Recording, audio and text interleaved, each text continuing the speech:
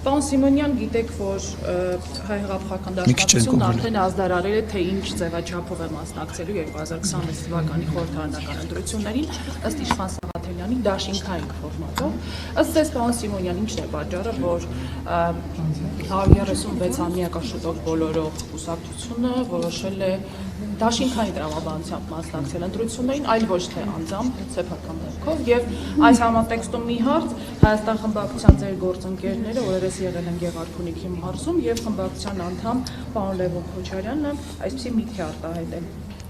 կամ ժողովուրդն իր ահագան տնօրինելու իրավունքը կվերցնի իր ձեռքը, կամ այն կտնօրինի Թուրքիան եւ Ադրբեջան։ Ձեր մեկնաբանությունը։ Նախ դաշնակցության մասնակցության հետ կապված իրանց գործն է ինչ ֆորմատով ուզում են մասնակցեն։ Մի բան ինձ համար միանշանակ է, ես չեմ ուզում սա համարեք ինչ որ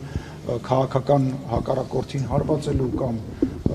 ինչ որ ձևով մեղադրելու բան, ես վստահ եմ, որ այն ներկայացվածությունը, որը որ Հայաստան դաշինքը այսօր այստեղ ունի, էլ չի ունենալու։ Կարծում եմ, որ միգուցե հնարավոր է ինչ որ փոքրակազմ չափով ներկայացված լինի, մինիմալ շեմը հաղթահարի,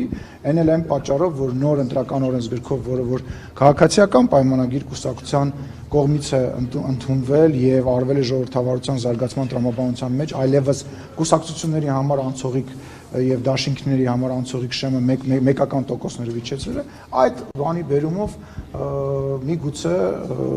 իրանք հնարավորություն ունեն մինիմալ բանով անցնել, ոնց որ հիմա պատիվ ունեմ նա անցել, էլի մեր փոխած մեր բանով, որ երրորդը լինի, իրանք եկել անցել։ Ինչ վերաբերում Լևոն Քոչարյանի հայտարարություններին, ես չեմ համարում, որ ինքը լուրջ քաղաքական գործիչ է, որին ես պետք է մեկնաբանեմ, եւ որովհետեւ մեկնաբանություն չունեմ, չեմ էլ ուզում անկեղծ։ Հավանիչ տեսանյութը եւ բաժանորդագրվիչ նորությունները բաց չթողնելու համար։